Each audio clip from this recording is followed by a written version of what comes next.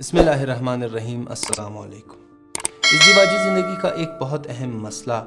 جس کی وجہ سے ازدواجی زندگی کی لذت ختم ہو جاتی ہے وہ ہے لائف پارٹنر سے بیزار ہو جانا، کہ شادی شدہ فرد اپنے لائف پارٹنر سے بیزار ہو جاتا ہے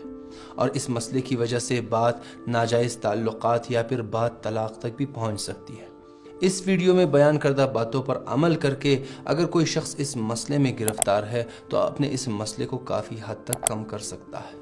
سب سے پہلا نکتہ یہ ہے کہ اس مسئلے میں گرفتار اور مبتلا شخص اپنے اس احساس کو اپنے لائف پارٹنر کے ساتھ شیئر کرے، اس کے لیے بیان کرے، اور میاں بیوی دونوں کی ذمہ داری ہے کہ ازدواجی زندگی کے اکثر مسائل کو گفتگو سے حل کریں، اور ازدواجی زندگی کے اکثر مسائل ایسے مسائل ہیں جو گفتگو سے حل ہو سکتے ہیں۔ لہٰذا جب شخص اپنے اس احساس کو اپنے لائف پارٹنر کے لیے بیان کرے تو لائف پارٹنر کو چاہیے کہ بیٹھ کر اس مسئلے کے حل کے بارے میں سوچیں۔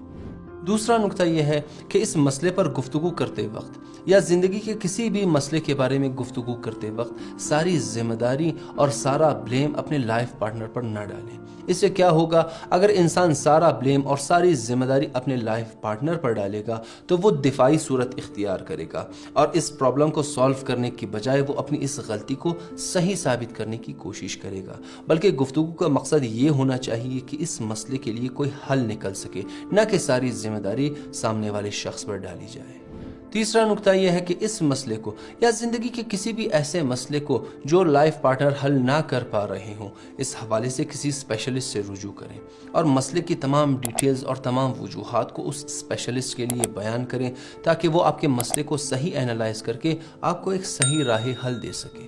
چوتھا نکتہ یہ ہے کہ اکثر میاں بیوی والدین بننے کے بعد ان کے تنہائی کے لمحات ختم ہو جاتے ہیں، اور جس طرح وہ والدین بننے سے پہلے ایک دوسرے کو ٹائم دیا کرتے تھے، ایک دوسرے کے ساتھ اکیلے گھومنے جایا کرتے تھے، یہ ساری باتیں ختم ہو جاتی ہیں اور ان کی تمام تر توجہ اور فوکس ان کے بچوں پر اور ان کی زندگی پر ہوتی ہے۔ تو اگر اس مسئلے سے یہ شخص نکلنا چاہتا ہے تو انہیں چاہیے کہ ایک دوسرے کو ٹائم دیں، جس طرح وہ والدین بننے سے پہلے ایک دوسرے کے ساتھ اکیلے گھومنے جایا کرتے تھے، والدین بننے کے بعد بھی کبھی کبھار وہ اکیلے گھومنے جایا کریں،